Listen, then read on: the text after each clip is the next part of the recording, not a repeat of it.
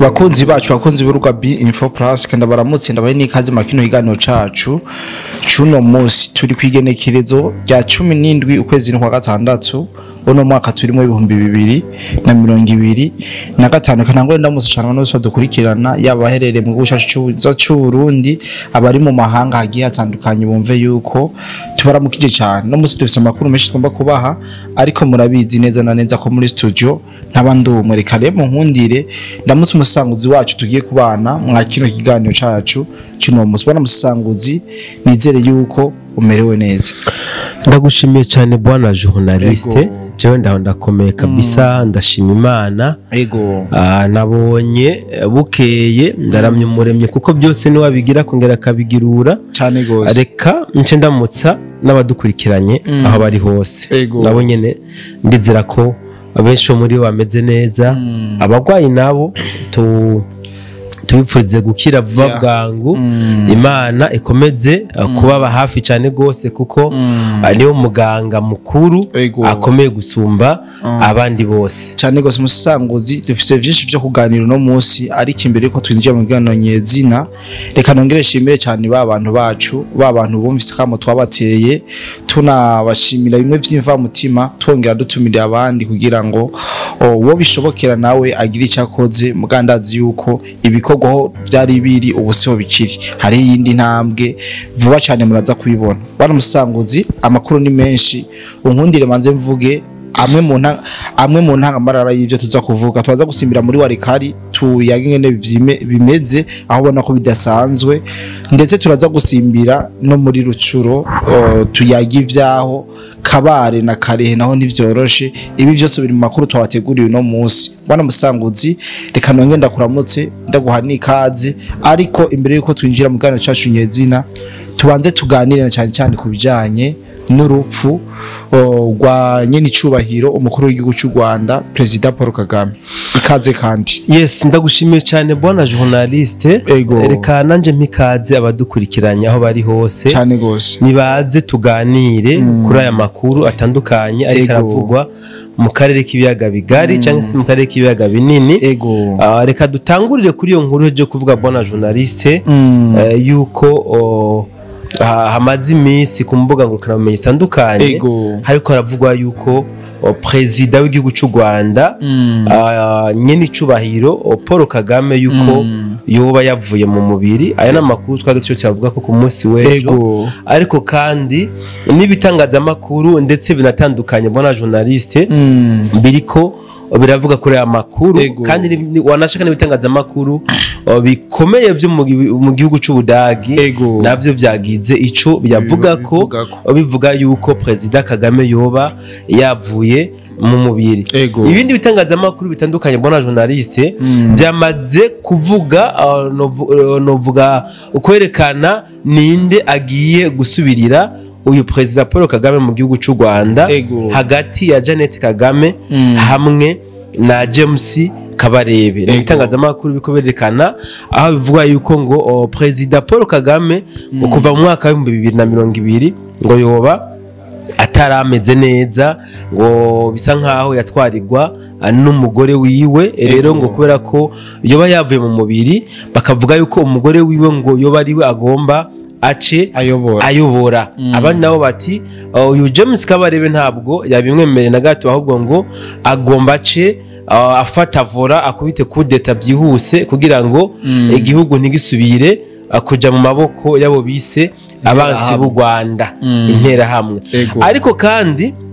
ibindi bitangazamakuru byatangwe gusesangura byerekana ingene constitution y'igihugu cy'u Rwanda imeze yuko iyo ubusanzwe ayoboye igihugu ashengeye canke aho n'ibindi bibazo bitandukanye bitamwemerera kuguma ayoboye igihugu aho uca ayobora abari utwara inama nshinga amateka ibi ni bimwe mu by'ubusesanguzi butandukanye bw'abantu buriko burashira ahabona reka ndabite yuko ari reka ndabite yuko ari imbono zamwe n'abandi bariko barashikiriza kubijanye na runo rupfu rwa President Paul Kagame ruriko ruravugwa hatanzwe n'uburiro bwinshi bwerekana yuko Perezida Paul Kagame yoba yamaze kuva mu mubiri aho berekana yuko hari ibikorwa yari kuba yagiyemwo kuva itariki 12 bakabisubika bakabasha ku 16 mugabo bikarangira no bikorwa bikozwe na Premier Ministre so niho benshi bakora bafatira mu kwemeza yuko Perezida w'igihugu cy'u Rwanda yoba yavuye mu mubiri ariko twebwe muri B-Info ntabwo twigeze dushima akwerekana aho duhagaze ku bya runo rupfu rwa Perezida Paul Kagame ariko uyu munsi none turaza kwerekana bona journaliste so amakuru dufise y'ubusesanguzi atandukanye aravuga yuko uyu Perezida Paul Kagame kenshi ngo iyo bateguye operation ahantu runaka ibiremereye iyo operation bigasa nkaho isa niyananiranye gatoya ngo kuva kera narindi Perezida Paul Kagame uyaca agenda muri laboratoire n'abandi ba generaux w'igihugu cy'u Rwanda kugira ngo batanga amategeko kuri iyo operation bateguye bari kumwe no kuvuga batanga amategeko direct batanze urero nka 2015 igihe bateguye guhirika ubutegetsi mu Burundi byarayangaye Perezida Paul Kagame yaciye yimuka aja kuba muri état major kugira ngo bakomande ariyo bicaye mwana yuko bitashoboye kugenda neza hari n'andi makuru nakwa n'undi bwinshi bwatanzwe nk'igihe bagerageza gufata gisagara ca Goma na Bukavu burya Perezida Paul Kagame yaca agenda akicara akaba muri état major agatanga ni kuvuga niwe yaca yasiha commandement en personne amakuru rero ariko aravuga yuko ahubwo ngo arashobora kuba yagiye muri isolatoire yashoboye kwizora akubera yuko bariko barategura igitero kiremereye cyane gose gisagara ca Uvira ari namakuru avuga uko rero bikaba byabaye ngombwa yuko aja kwizora donc abe ayere bategure ijya operation neza atabintu cyangwa biriya biriko biramwonona mu mutwe hama azosubire kwa paresa inyuma yiyi operation ko barategura mu gisagara ca Uvira aya makuru yacu rero abandanya avuga yuko kuba Perezida Paul Kagame atariko arabonekana mu gihugu cy'u Rwanda canke ibitangazamakuru bitandukanye byo mu gihugu cy'u Rwanda bien sûr n'ibitangazamakuru mpuzamakungu biriko biratangaza iby'urupfu rwiwe ni kimwe muri bibiri arashobora kuba bona journaliste ari muri izi nteguro zizi operation zitandukanye usibye ko benshi bavuze yuko Perezida Paul Kagame yoba yigwaje kugira ngo asimbe ajya amasezerano kuja gusinya ajya amasezerano muri leta zunze ubumwe za Amerika hamwe na leta ya Kongo so birashoboka yuko yoba yarahunze ajya amasezerano cyane naho usange yoba ari iyi operation bariko barategura yashatse kwitaza kugira ngo aje ahantu hari ampeyizore kugira ngo ategure iyi operation atuje cyane naho usange mu by'ukuri aragwaye usange mu by'ukuri aragwaye hatwibutsa abadukurikirana yuko ibitangazamakuru bitari bike biriko agitangura kuburirwa reka mvuga irengero bataramenya iyo yajanywe haraje amakuru avuga yuko uyu Perezida Paul Kagame afise inguvu zitandukanye kandi yashoboye kuinvestisa mu bitangazamakuru kugira ngo aze arabikoresha uko yigombe kuba rero ibitangazamakuru byotangaza yuko Perezida Paul Kagame aremvye ari ku musego kandi akomeye ntaco bagitangaje na gato kirimwo kuko turazi yuko asanzwe afise ibitangazamakuru yaguze uyu Perezida Paul Kagame numwe mu baperezida bayoboye isi ku isi azi inguvu zitangazamakuru bona journaliste cyane gose kandi aya mayeri ntabwo twonakikiriza ayigira ku baperezida bagenzi biwe bivugo bya Amerika na Burayi urazi yuko baje baperezida bagagamisha intambara kumugangurukana bumenyi bagaha inguvu utazifise kumbe ku rubuga rw'intambara ugasanga siko bimeze ni nkuko ni nabyo byabaye hano mu gihugu ca Kongo intambara barayigagamisha cyane gose bakerekana yuko izi nyeshamba za M23 zikomeye ndetse hari n'igisirikare ca mbere ku mugabane wa Afrika mugabo aho dufatiye microphone kugira ngo tutangure kuza turoga runono ajya makuru twaca ijya nino abantu baramenye ukuri kubijanye n'izi nyeshamba za M23 twasanze kabisa zikomeye cyane gose ku muheto wo kumuga ngurukana bumenyi barakomeye kabisa mugabo ku rugamba nyezina cyangwa ku mirongo y'urugamba nko kubivuze nta birenze barasanzwe cyane gose mbugo baba wazarendo ni chai ya rangi so rero muri kano kanya abantu benshi bakomeje kwibaza ati mu byukuri President Paul Kagame yoba yarapfuye canke yoba akiri muzima. Hariho n'abantu bona journaliste bako batukana bapfa iyi nkuru bamwe bati mwanguha president wacu ntarapfa abandi bati yapfuye kera ahubwo ngo hariho ngakuma bari bamushize mu mutwe ngo niko ngo kamufasha ngo kuba yoshobora kuba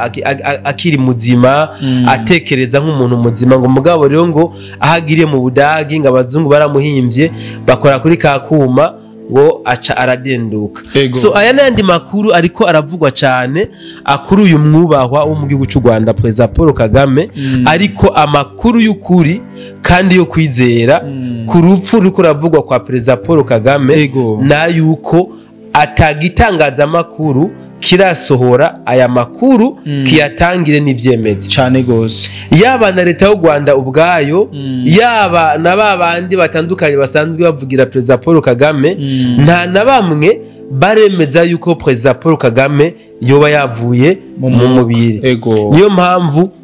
abantu boreka gusambazwa cyane n'aya majambo ariko aracicikana ku mbuga ngurukana bumenyi zitandukanye ngira ngo turamenyere ingene bakora bajya abantu bakujya kanyaru bazana inkuru zo gusamaza abantu bagaca badutamwo akandi kantu karemereye sivyo. Aha tuyutse yuko izi ntambara zo muri Kongo batangwe baduha ama video y'abana b'u Rwanda bariko bikinisha n'amacupa mu nyuma bazana ibindi bidasobanutse baca batuvumbura muri Kongo burya na 2015 hari ibyayitanguriye kandi bitanguriye mu gihugu cy'u Rwanda. So rero kubona hariko haravugwa cyane iby'urupfu rwiwe kandi atacemezo na kimwe kiragaragara yuko uyu mwubahwa yapfuye je ndabitwa yuko bariko barasamaza abantu. Yes ni turekereho gusamara nimba yapfuye amazugu yiwe tubandanye ivyo dusanzwe turiyemwo sivyo kuko nimba ntatapfuye bafise ibindi ariko barategura kugira ngo badusamaze twagwe nibi hama bace bagira iki bace batuvumburira muri ya yindi mikenyuro yabo mishasha bamaze imisi bariko barakenyura. So kuri kino cy'urupfu rwa President Paul Kagame ndumva atabirenze no kivuga ko ukuri nuko ata fact nimwe iragaragara yemeza yuko uyu President Paul Kagame yoba yapfuye cyane gose. Mbona musisangozi mbona ivyo tutobiteba ko cyane kuko biraboneka yuko abariko barabivuga bose nko bivuze atavyemeza bafise byo bavyerekana yuko ino nkuru ari ukuri ariko unkunde dusimbire muri warekari mu migwano idasanzwe yahuje M23 ndetse n'abawazarendo ashaka kutubwira uko vyagenze muri rusangi ivyahononekariye nuko vyashoboye kurangira. Urakoze cyane bwana journaliste. Abantu benshi narabonye mu group WhatsApp yacu no mu commentaire babaza bati mbeko mutatubwira amakuru yo muri warikare byifashe gute warikare yo bifiswe nabandi akandi ko kanyari ko kumwishura warikare irimwo nyeshamba za M23 hamwe n'abawazarendo kuvuga bose bayirimwo ariko warikare centre ifiswe na coalition ya FRDC warikare centre ifiswe na coalition FRDC. Izi nyeshamba za M23 zarirukanywe kabisa nubwo zikomeje kwinanata kugira ngo zirabe yuko zoshobora kuhasubira mugabo ntibiriko birakunda. So uyu munsi rero mu bucagucagu niho zino nyeshamba za M23 zagavye ibitero ku birindiro by'abawazarendo biri muri Nkore ku musozi bita Nkore hano muri Warikare kabisa. Byari ibitero biremereye cyane bona journaliste, nibyo ndiko ndavuga. Abantu cyangwa se zino nyeshamba kumbure dushobora kwibaza yuko zoba ziko zirasamaza abantu, zikibaza ko n'abawazarendo baba basamaye bagatakaza ibirindiro kugira ngo abace mu byahumye. Mugabo ababuyu munsi hano muri teritwari ya Warikare ku musozi wa Nkore ntabwo bigeze boroherwa na gato wana journaliste. Bateguye igitero kiremereye, ni igitero amakuru dufise avuga yuko bakoresheje imbunda ziremereye cyane gose n'ibiturika. Mugabo baza gusanga abawazarendo bahagaze magabo, bahagaze bwuma kuko kino gitero bisa nkaho cyagabwe bari basanzwe bakizi, bandi majambo bari babiteguriye. Ni gitero kitabaye mwanya muto ariko byarangiye M23 batashe zirayoye nk'abagiye kuragira inarume kabisa. Abawazarendo babatwitse bikomeye, babarashe nabo barabicamwe abatari bake n'ibigwanisho bari baje bitwaje bimwe babitangaho kuko basubiye inyuma biruka amasigamana. So bivuze ngo rero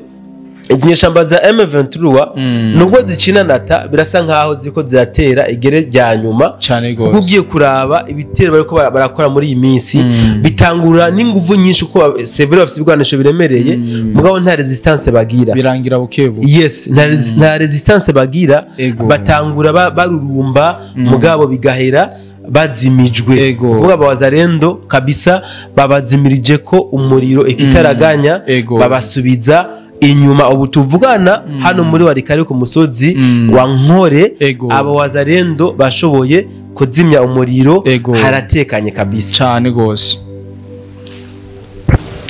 Asante sana bwana musesanguzi mu kubandanya makuru yacu. Ku munsi w'ejo watubwiye uko byari vyifashe aha muri Rucuru, ariko amakuru dufise nuko nubu ho bari ko harabera yindi migwano. Mbega navyo bimeze gute bwana musesanguzi? Yes bona journaliste, musanzwe nimba ari ahantu hariko harajya mu mutwe no mu mutima no mu mushaha no mu magufa no mu musokoro zinyeshamba za M23 ni hano muri territoire ya Rucuru, muri Rucuru. Yes, kubera yuko bisa nkaho abawazarenda ariho bagiye kurangiriza intambara kandi ni nkaho naho yatanguriye akuko iyi Rucuru murazi yuko ifise novuga imbibe ihana imbibe n'igihugu c'Ubuganda cyane gose. Rero inyeshamba za M23 hano hantu zari zihatsimbataye cyane gose kuko baronka amaranfort avuye mu gihugu c'Ubuganda avyoroshe kugira ngo raba wazarendo bashobore reka mvuge kwihanga kugaba ibitero hano muri Rucuru. Banashoboye no kunyaga uduce rutandukanye zino nyeshamba za M23 novuga yuko ari nguvu za FDNB, ingabo z'igihugu c'Uburundi. Yes, FDNB imaze gushika hano muri Warikare nako hano muri Rucuru, ibintu byarahinduye imirisho, ibintu byarahinduye isura, urugamba rurahindura umukenyuro, ari nabyo byaje gucanga zino nyeshamba za M23. Bari bamenyereye abawazarendo baza kurasa bagafata gace inyuma y'umunsi we bagaca bagaruka bakabarasa bakahabakura. Mugabo amasi yake yanagiye mu rutaro hano muri Rucuru, nukuvuga abawazarendo bafasha ahantu ni kujya kwa Supagro cyane, bafashe baranata ntibahava kubera imikenyuro iyi FDNB yabazaniye mishasha. Nukuvuga yaba abawazarendo imikenyuro yarabagoye cyane, mugabo rero bica biza kuba urudubi bigeze kuri M23 kuko gushikana n'ubu ntibarashobora kumenya ingene bakenyura iyi mikenyuro ya FDNB hano muri Rucuru. So ejo rero twarabwiye yuko abawazarendo bari ku rugamba rukomeye muri Rucuru. Kwanza kuva hirya yejo ku munsi wa dimanche niho twavuze ko bari ku rugamba hano muri Rucuru, anejo rakomezana n'ubu ntabwo intambara ziracureha cyane cyane novuga muri Gwanyari hamwe na Bumbasha, aha ni muri Panyoni niho imigwano ikomeye cyane gose aho abenegihugu baho bakomeje kwidoga basaba yuko FRDC yakora ibishoboka bakirukana zino nyishamba za M23 kugira ngo bashobore kuja mu bikorwa byabo ukuri kwamye. So hano hantu bona journaliste hano muri Panyoni intambara yatangujwe na M23 ku munsi wejo niyo yagiye kugaba ibitero kubawaza ku bintu by'abawazarendo. Mugabo rero abawazarendo bica reka nabiteye ko barabakiriye barabazimana hama baca barabaherekeza cyane gose barabaherekeje kabisa barabashorera ku buryo bino birindiro bya M23 biri muri Panyoni bashuye kabisa kwibakuramwo ariko na nubu akaba ari byo bakirasaniramwo inkundura. M23 isaba iriko irakora ibishoboka basirabe ko yosubirana bijya bice mugabo wazarendo nabo bakubwira bati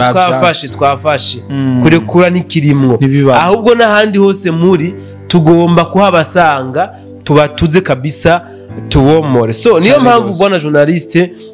hano muri Rucuro no hagereranya na hano muri Kabare na Karehe kuko abawazarendo baho baratsimbataye ku rugero ntoshobora kurongenda gusigurira kuko bose bari determine. Nukuvuga ababa muri Rucuro bariko bagerageza guca intege izinyeshamba za M23 kugira biborohere gufata igisagara ca Goma sivyo. Ababa muri Kabare nabo na Karehe niko kuko bobo bari no kuntambwe ndende cyane bakeneye ko mu minsi mike bigara kino kibuga c'indege ca Kavumu kugira ngo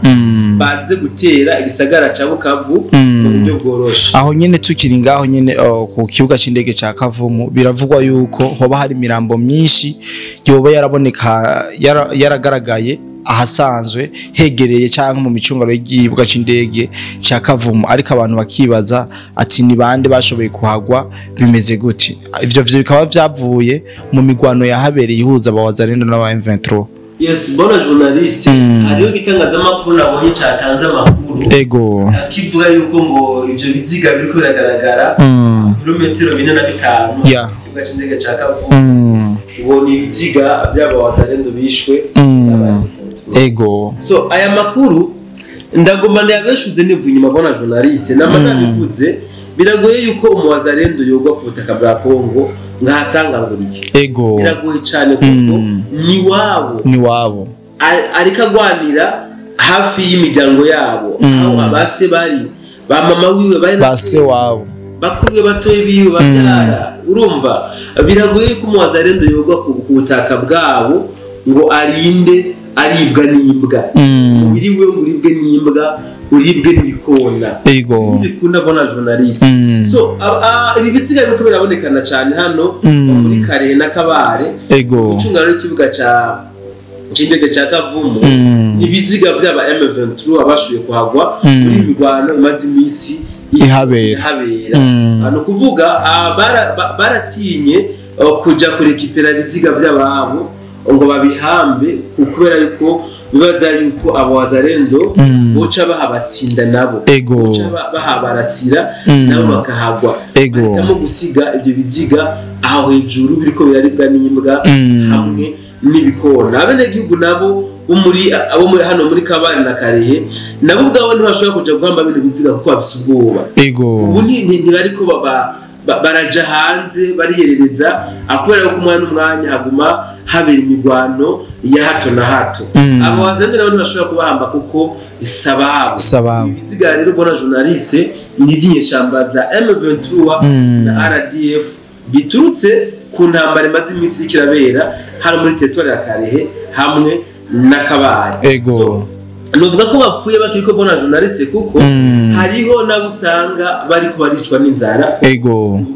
usanga baramurasha ahantu ntibikunda ko ashobora kwikwega ngo ave muri zone rouge nandi wabo ntibashobora kumubona usanga bamwe bari ko barirasa abandi babuze ingene babigenza bakicwa n'inzara kubera inkomere nukuvuga ububabare bafise badashobora no kuronka ingene bashobora kwigaburira. Tukiri nganye bona journaliste izi ntambara ziriko zirabira hano muri Kabare na Karehe novuga yuko zateye urundi ruhagarara hano kuri hopitali ya Panzi mu gisagara ca Bukavu kuko hopitali ya Panzi yuzuye inkomere z'aba M23 ego benshi cyane gose n'aba RDF. Aha rero bona journaliste bino bitaro bya Panzi nkuko nabikubwiye byuzuye abasirikare ba M23 na RDF bakomerekeye ku rugamba hano cyane muri territoire ya Karehe hamwe na Kabare tutibagiye nabo babaragira ikibazo hano mu gisagara ca Bukavu nko twabivuze aho abo wazarendo bagaragaye ku munsi wejo muri Bagira. So abene gihugu rero bona journaliste bariko baridoga cyane abo bavuga yuko atamwe ne gihugu bacakira hano ku bitaro bya Panzi kubera yuko badashaka yuko habonekana cyangwa se bimenyekana neza yuko hagwariye igitigiri nyamwinshi cy'abasirikare ba M23 na RDF biturutse kwimigwano. Nibaza yuko nta byinshi ndi buvuge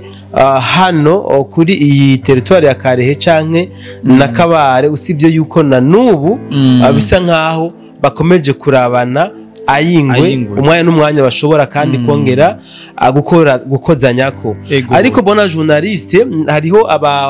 amakuru dukesha bamwe mu bawazarendo avuga yuko bisa nkaho bobo batariko baragaba ibitero canke batariko baragwana ahubwo gusa bacunze ibirindiro byabo kubera yuko bakigandariye wa mu general auto proclame Rukumeta bazoshingura ku munsi